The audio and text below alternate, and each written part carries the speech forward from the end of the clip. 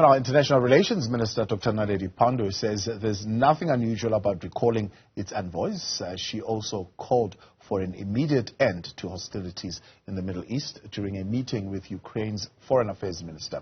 Newzroom Afrika's Ziyanda Ngcobo reports. We know the pain of people suffering in the Middle East better than anyone else, because our wounds are the freshest one. Ukraine's Foreign Affairs Minister has taken exception to perceptions that his country is not taking solidarity with the plight of civilians in the Middle East. Ngcobo says, on the contrary, their views on the Israel-Hamas conflict are nuanced, and this is why their abstention at the UN General Assembly vote should be interpreted as such. It's fair that people are paying more attention to the new devastating conflict in the world, but we do not feel that Ukraine is receiving less attention on the agendas of on the global agenda. So media attention shrinked, but political attention didn't. Ngcobo reiterated his country's call for a two-state solution in that region. He says there's nothing to be said about the timing of the visit after being probed about whether this is part of a charm offensive to counter the possible waning support from the global south.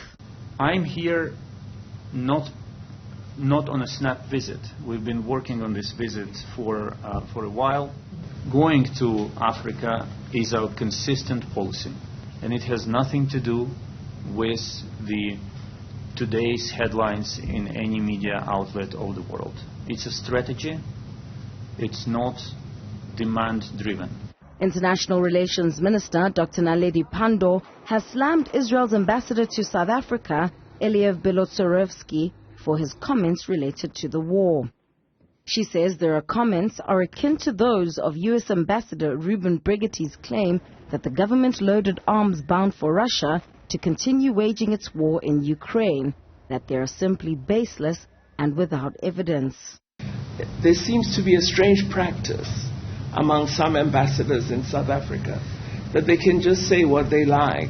I don't know if it's because it's an African country and they disrespect us, but it's something that we should not tolerate.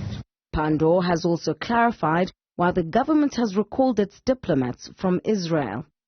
When there's a situation which is causing a great deal of harm and concern to a country, you would get your officials to come back to the national setting in order to provide you with a full briefing so that you can make a determination as to whether there is any potential for you to be of assistance.